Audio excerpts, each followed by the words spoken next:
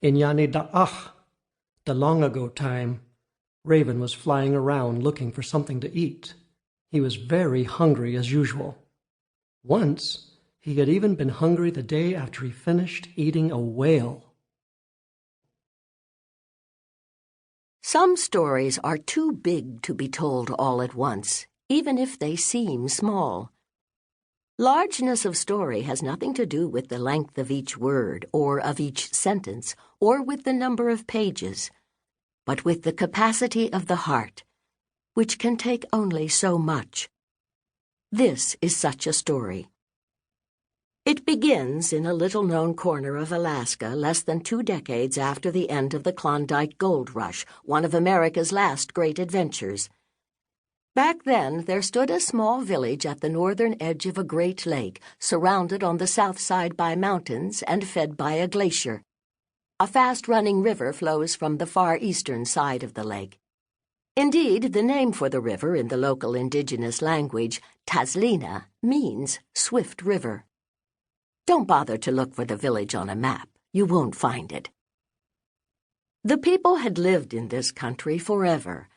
Not forever in the sense that a farming family that has lived on the same farm for generations would use the word, but so long as to give depth and width and the smell of age to the word.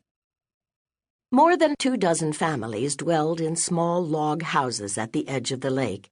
They weren't very tall houses, for they were built partially into the ground, which had the benefit of cooling them in summer and warming them in winter. The roofs were covered with sod, the heavy soil insulating the homes. They were abloom with weeds and wildflowers, and every green roof was adorned with weathered, gray, caribou, and moose antlers, some very large, for game was plentiful in those days.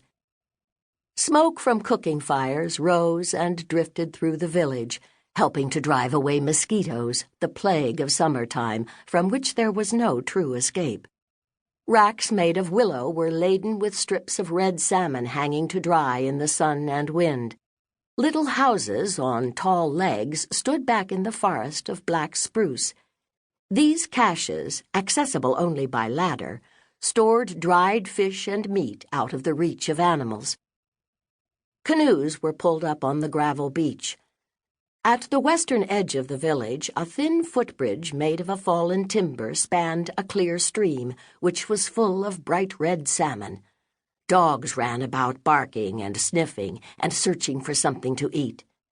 Children helped their families, sons helping fathers and uncles, daughters helping mothers and aunts, or they chased the dogs along the beach or skipped rocks on the water.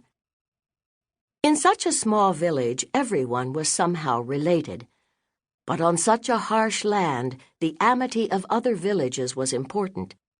In time of famine, when the great herds of caribou did not come into the country during winter, that sense of wider community could mean the difference between life and death. Sharing in time of need is paramount in the North, where snow and quiet and darkness rule the land for half a year at a time. It is one of the most essential laws. It was in this village that the story begins. But it does not end there.